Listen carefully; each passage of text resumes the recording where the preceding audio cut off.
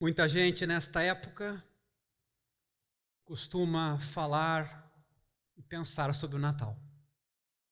E não poderia ser diferente o final do ano, por um ciclo que passa, propõe essa reflexão.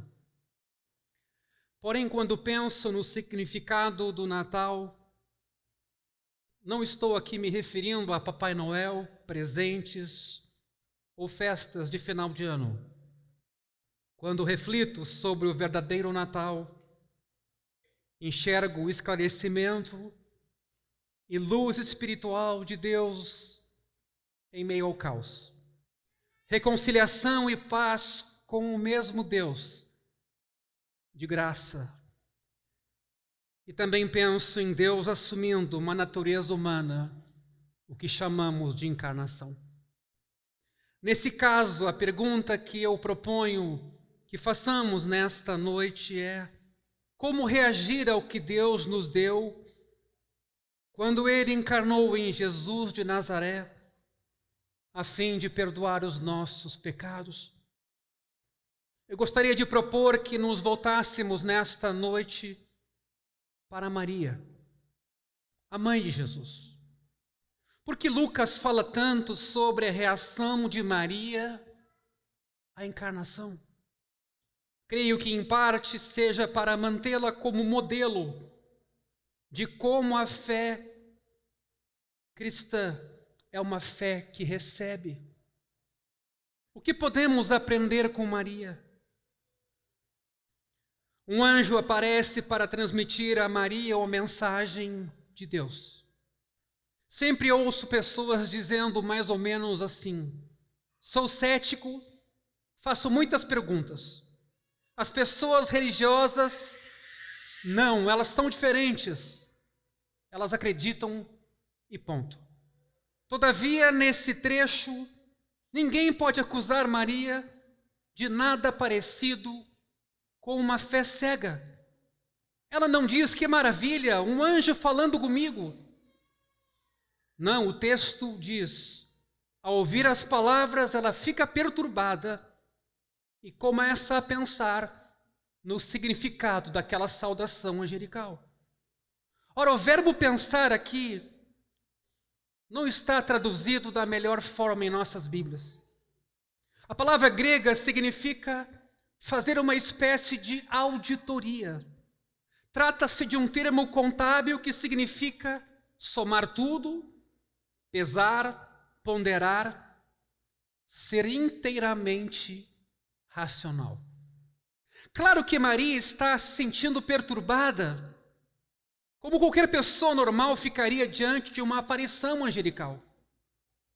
Estou mesmo vendo um anjo? Ela pode ter perguntado. Seria uma alucinação? O que está acontecendo aqui? Ela não aceita de pronto aquela mensagem, em vez disso pergunta: como isso é possível? Maria nos mostra que reagir com fé é uma experiência que envolve a pessoa por inteiro, inclusive o seu intelecto. Pessoas modernas tendem a ler textos antigos como os que lemos há pouco com arrogância, como se todas as pessoas passadas tivessem um QI inferior ao nosso. Presumimos que fossem crédulas demais, supersticiosas e prontas a acreditar em qualquer coisa que se lhes dissesse. Mas claro que 2000 anos atrás, elas não eram menos inteligentes. Aliás, os estudos mostram que o QI das crianças hoje é que está em níveis mais baixos. E Maria reage então de maneira muito parecida como você faria se um anjo aparecesse em sua frente e começasse a falar com você. Você e eu somos treinados por nossa cultura para não acreditar no sobrenatural. Na condição também de mulher judia, Maria fora treinada pela cultura daquela época para não acreditar que Deus seria capaz de se tornar gente.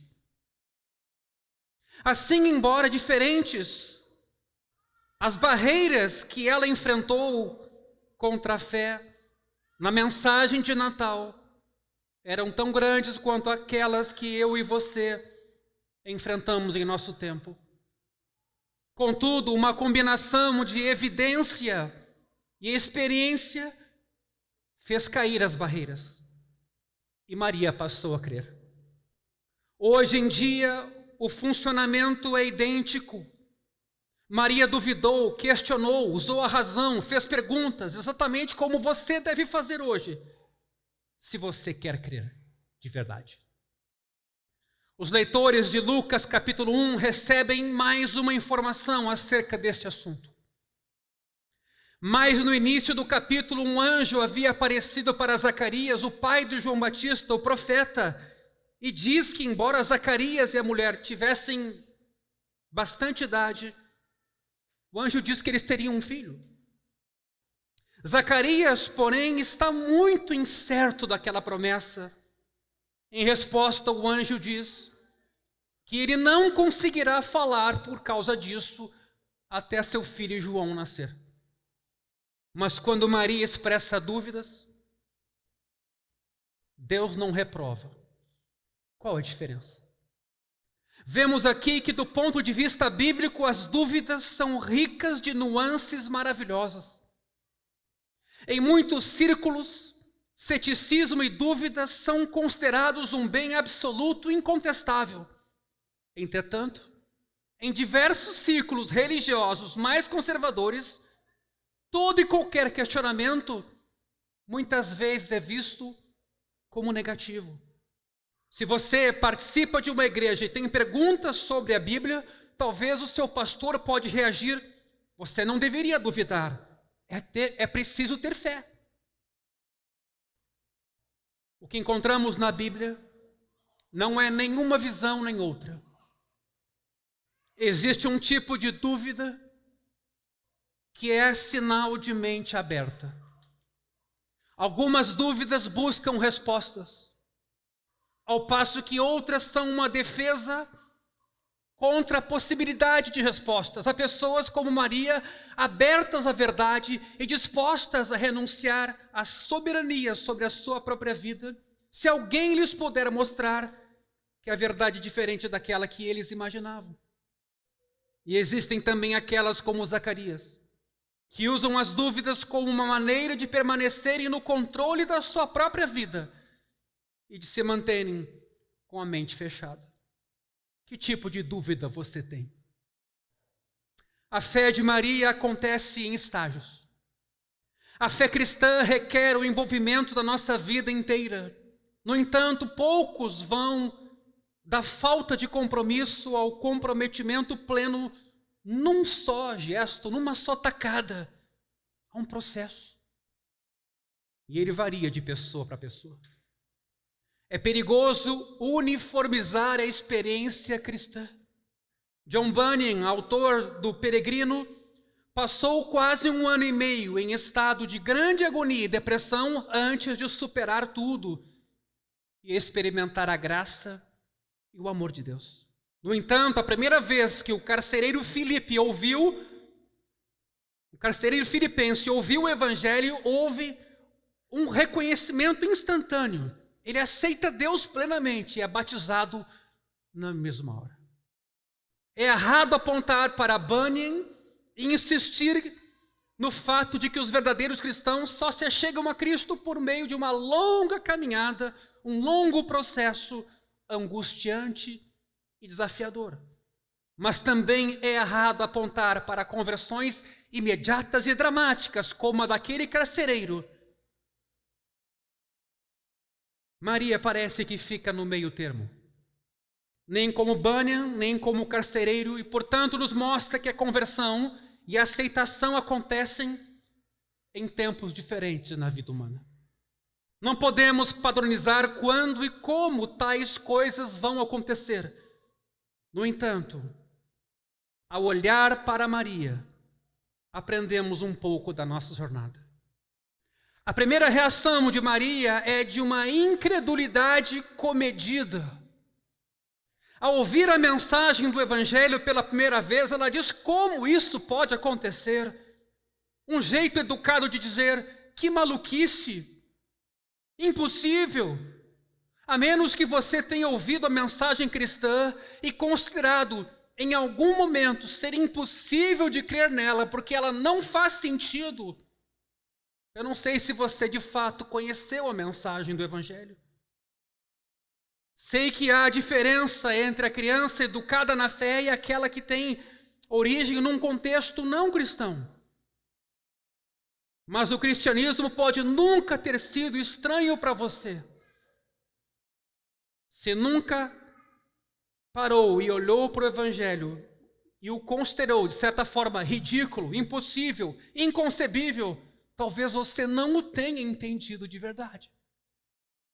Maria tem dificuldade para acreditar no que está ouvindo. Mesmo assim, é uma reação comedida. Ela não interrompe a conversa. Ela pede mais informação.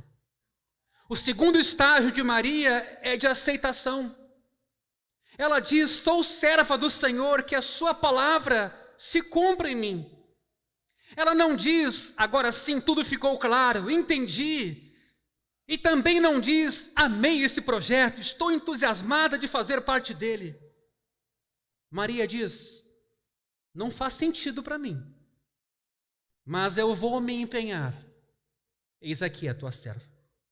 Esse pode ser um espaço importante a ocupar, ao menos durante algum tempo. Algumas pessoas não dão um passo em direção a Jesus a menos que recebam o pacote completo de uma só vez. Que tudo faça sentido racionalmente falando, emocionalmente e também pessoalmente. Para essas pessoas, ou é alegria plena em Deus, ou nada. No entanto, às vezes você só consegue fazer o mesmo que Maria: submeter-se e confiar, a despeito dos medos, dúvidas e reservas. Isso lhe dá um ponto de apoio para seguir em frente. Por fim, vemos que Maria acaba exercendo agora uma fé de coração. Só quando visita a prima Isabel, grávida de João Batista, parece que tudo fica esclarecido para ela.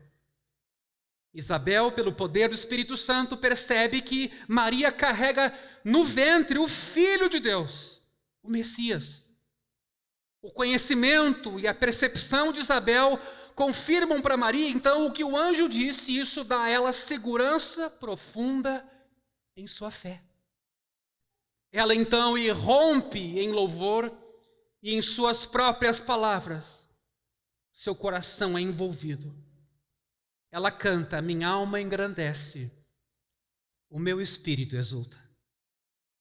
Ela relaciona tudo o que está acontecendo com ela própria, com as promessas da Bíblia, ao longo de muitos anos. Não se trata agora de sujeitar apenas sua vontade. Agora ela entrega o coração com alegria. No fim, a fé vai além de uma concordância intelectual e mental. Vai além do dever para envolver mente, vontade e emoções. Por que a fé exige todo esse tempo e segue por tantos caminhos diferentes? Porque a fé verdadeira não é algo que você decide exercitar por conta própria. Não é um processo que você controle.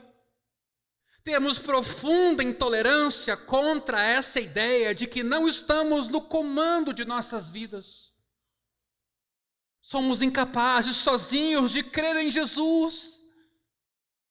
Ao longo dos anos, nunca conheci ninguém que se entregou à fé pelo simples fato de que resolveu desenvolvê-la.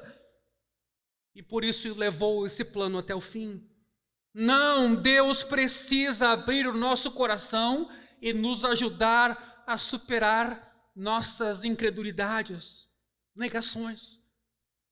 Uma das marcas da verdadeira fé cristã, portanto, é o senso de que existe algum tipo de poder exterior a nós, colocando as mãos sobre nós e nos aproximando de Deus. Tal poder lhe mostra coisas que você acha incríveis. Ajuda você a enxergar o que é verdadeiro e amar o que é verdadeiro.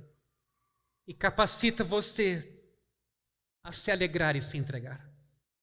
Aquele que fez você no início, que criou você, faz você uma nova criatura.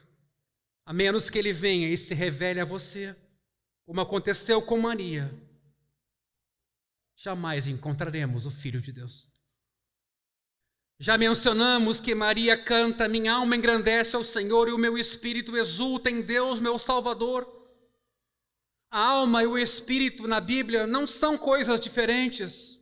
Maria não está querendo dizer: parte de mim faz uma coisa e parte faz outra. O que ela quer dizer com aquela dupla palavra é que ela está emocionada até o fundo do seu ser. Ela não está dizendo: acho que isso poderia agregar valor à minha vida, ou é justamente disso que eu precisava para ter meu pleno potencial desenvolvido. Não há nada calculado acerca disso. Ela não pesou custos e benefícios. Maria foi pega por completo. Seu raciocínio está convertido, seus sentimentos estão abraçados, cativos, sua vontade rendida.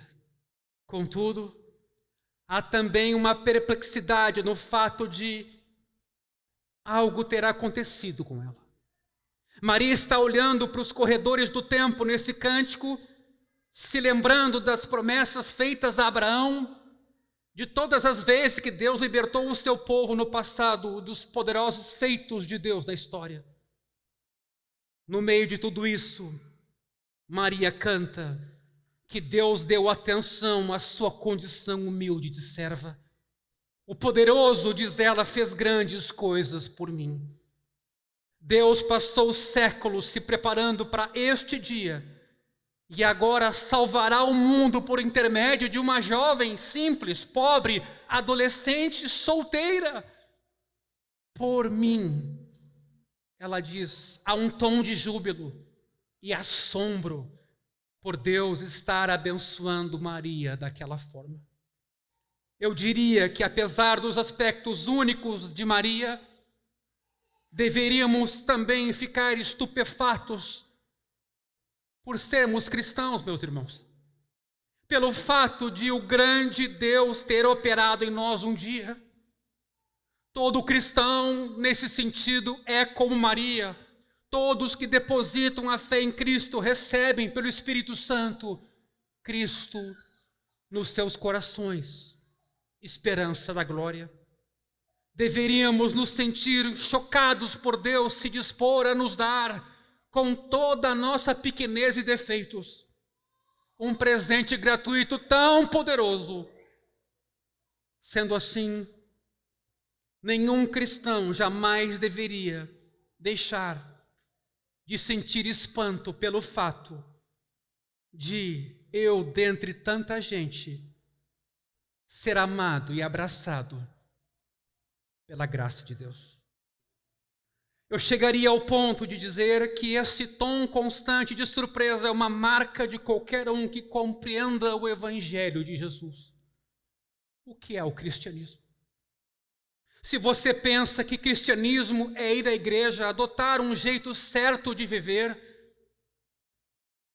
escolher um credo para confessar, então não haverá nenhum tom de maravilhamento e surpresa no fato de você ser crente. Se alguém lhe perguntar, você é cristão? Sua resposta então será, claro que sou, dou trabalho. Aliás, dá trabalho, mas eu vou levando. Porque a pergunta a pessoa revida. Desse ponto de vista, cristianismo é algo feito por você. E não terá nenhum assombro o fato de você ser cristão. Todavia, se o cristianismo for algo feito para você, em seu favor, pela graça de Deus, então existe um tom de agradecimento, surpresa e maravilhamento. John Newton escreveu o seguinte hino: amemos e cantemos e nos maravilhemos, louvemos o nome do Salvador. Ele silenciou o bramido da lei, extinguiu a chama do monte Sinai, lavou-nos com seu sangue e nos trouxe para junto de Deus Pai. Veja de onde vem amor e maravilhamento, pois Ele fez tudo isso e nos levou para junto de si. Ele fez tudo, Ele consumou. Portanto, se alguém lhe perguntar se você é cristão, não diga claro, não deve haver nada de claro nisso. É mais apropriado talvez responder: sou sim, isto é um milagre, sou filho de Deus pela graça, uma nova criatura. Quem haveria de imaginar algo assim? No entanto, Deus fez isso e você é dele. Voltemos à declaração de Maria em Lucas 1:38. Aqui está a serva do Senhor, cumpra-se em mim a tua palavra. Que declaração de obediência esta mulher apresenta para nós. Primeiro, não se trata de uma obediência cega. Ela está fundamentada. Não é uma simples sujeição a uma força maior. Ela não diz entre dentes: Deus, todas as cartas estão nas suas mãos, não tem alternativa, não tem jeito. Quando ela diz, aqui está a serva do Senhor, Maria fundamenta sua obediência na realidade de que Ele é Deus, Criador, sustentador, portanto digno de ser louvado. Não temos o conhecimento, o poder ou o direito de lhe dizer o que deve fazer. Tenha em mente, e você já deve ter pensado sobre isso. Acabamos de cantar, existem mais galáxias no universo do que somos capazes de contar. Ao que nos parece, mais do que partículas de poeira no ar ou grãos de areia nas praias. Se Jesus Cristo sustenta tudo isso com uma só palavra do seu poder, será que ele é do tipo de pessoa que você convida a entrar em sua vida para atuar como seu assistente ou consultor? Essa lógica simples põe abaixo qualquer resistência que temos de agir como Maria. Sim, se ele é mesmo quem diz que é, como posso tratá-lo como um consultor ao invés do Senhor Supremo? Maria entrega sua vontade a Deus. Pense por um instante em tudo o que lhe estava sendo pedido, porque ela deve ter pensado sobre isso. Maria estava prestes a ter um filho, e mesmo que José permanecesse ao seu lado, as pessoas começariam a fazer contas. Casaram dia tal, bebê nasceu dia tal. Opa, a conta não fecha. Ela sabia que naquela sociedade tradicional e paternalista de uma cidade pequena, seria sempre vista como mãe de um filho ilegítimo. A comunidade inteira pensaria que ou ela tivera relações sexuais com José antes do casamento, ou tinha sido infiel. Ela sabia que Jesus seria visto como um bastardo, seu próprio filho. Mas mesmo assim, ela declara, aqui está a serva do Senhor. Ela sabia em que confusão estava se metendo.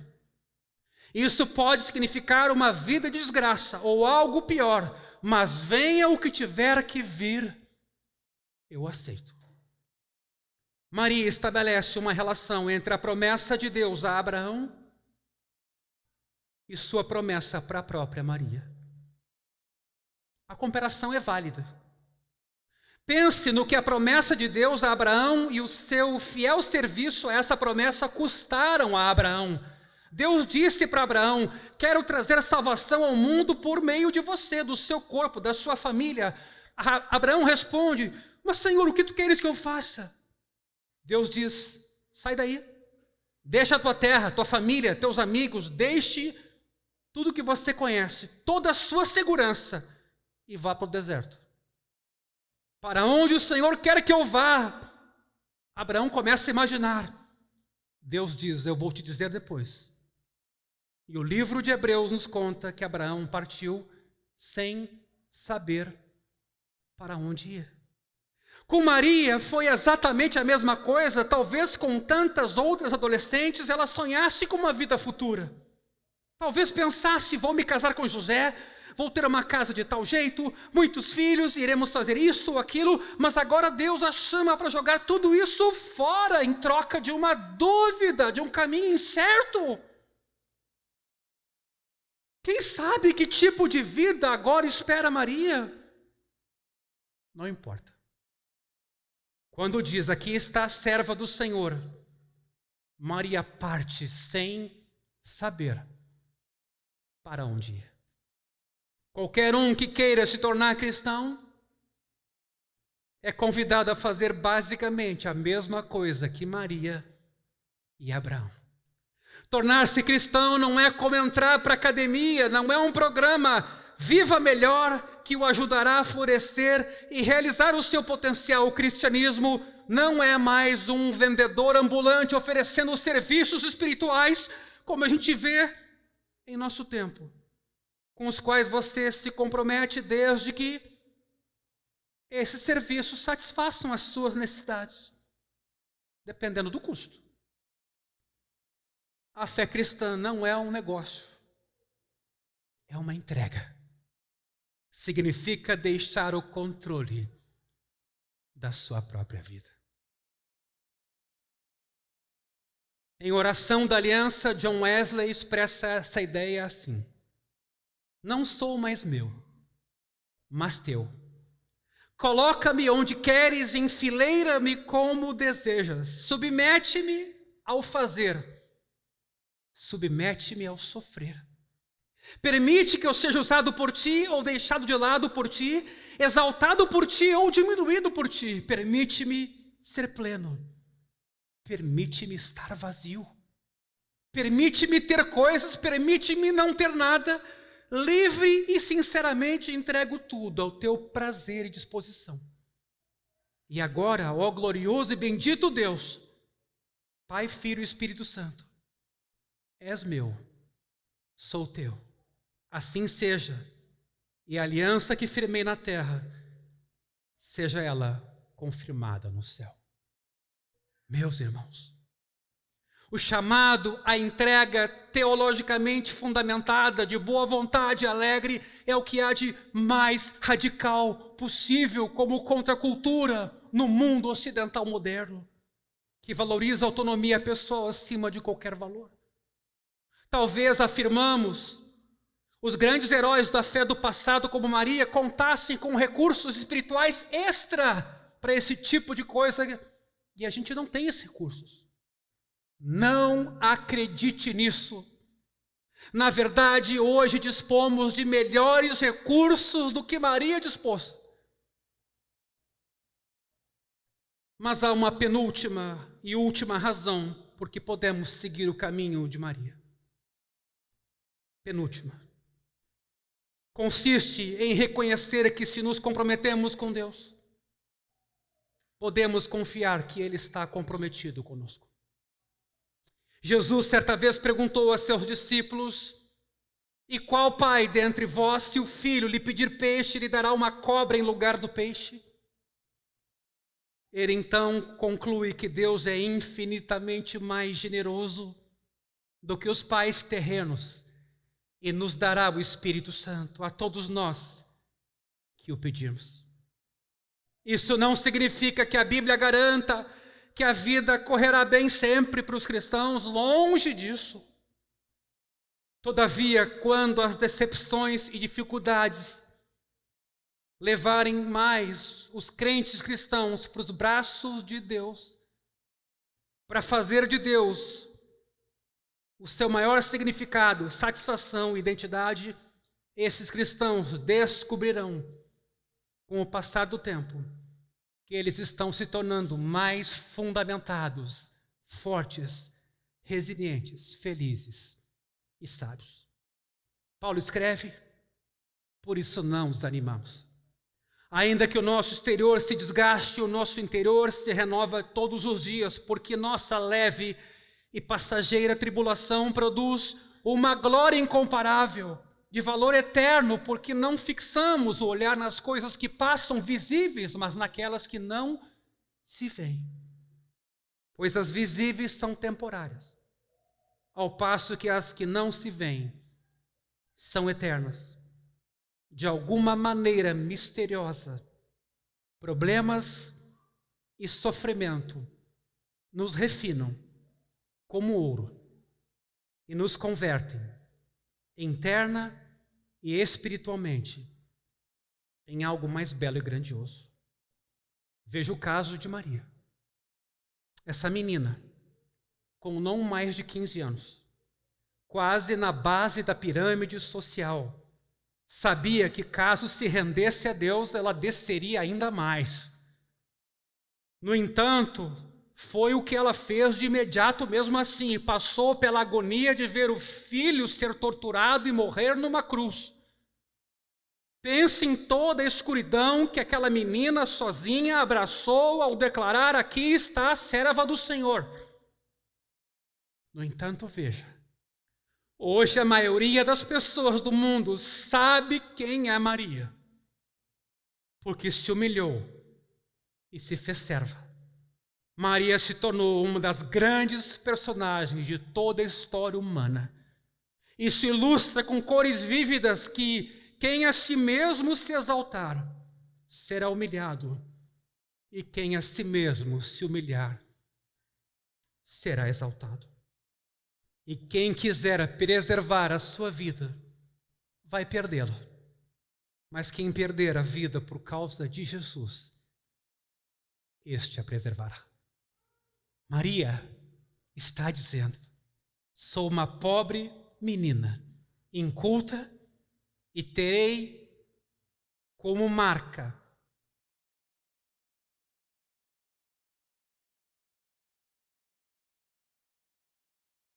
uma imagem de pária social, se o Senhor trouxer essa criança para dentro da minha vida. Como uma coisa dessas pode salvar o mundo? E a resposta do anjo é: para Deus não há nada impossível.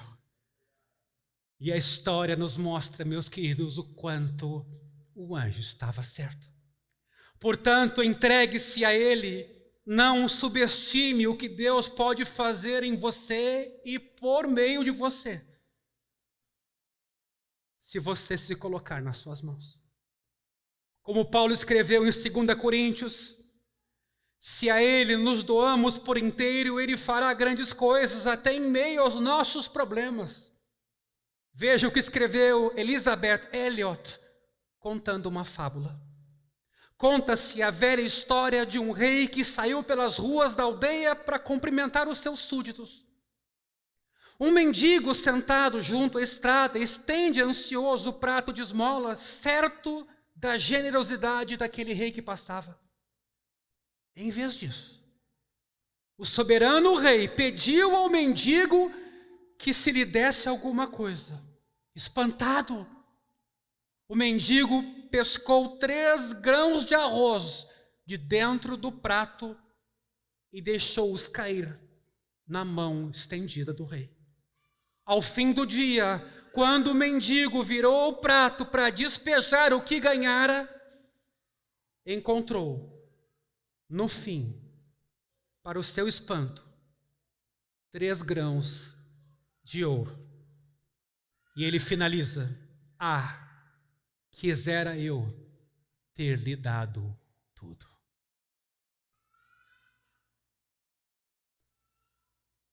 Uma razão pela qual podemos dar a nós mesmos a Cristo é porque temos melhor visão do que Maria do peso de glória eterno que nos espera. Mas essa não pode ser a razão maior pela qual rendemos nossa vida a Cristo. Nossa grande motivação não pode ser o apelo ao que Ele fará em nós, mas deve ser por amá-lo, por aquilo que Ele já fez por nós. Maria diz: cumpra-se em mim a tua palavra. Isso se parece demais com o que seu filho um dia diria Não seja como eu quero, mas como tu queres. Ela fez sua entrega antes de saber o que Jesus faria em seu favor. Sabemos que para cada sacrifício que Maria fez por Jesus, Jesus fez infinitamente mais por Maria. Maria aceitou se rebaixar no mundo, mas pense no quanto o Filho de Deus desceu do céu à terra. Naquela cultura brutal de vergonha e honra, ela sabia que estava aceitando a vontade de Deus, mesmo correndo risco de vida. Mas Jesus aceitou a vontade de Deus, ciente de que tudo aquilo lhe custaria tudo. No Getsemane, Jesus disse que não queria o cálice, não queria o sofrimento. Em outras palavras, ele disse também: cumpra-se em mim de acordo com a tua palavra. Quando falou isso, Jesus sabia que sua obediência ao Pai significaria um mergulho em trevas absolutas, insondáveis, diferentes de tudo que já acontecera com qualquer pessoa. Jesus saiu e partiu, sem saber para onde ia. Mas veja a redenção infinita e eterna que resulta da sua obediência, um peso de glória eterno para todos nós. Agora, você enxerga os recursos melhores de que dispomos? Diferentemente de Maria, podemos ler as narrativas vívidas, ver Jesus sendo o grande sumo sacerdote, entregando sua vontade, entregando tudo por nós. Isso nos habilita a dizer: Senhor, se fizeste isso por mim, então posso confiar em Ti e fazer isso por Ti. Se Maria, um ser humano como todos os demais dentre nós, pôde fazer isso sem saber ainda sobre a cruz, então nós também podemos. Que não sejamos reprovados neste teste pelo qual Maria passou, uma simples adolescente que aponta um caminho para nós.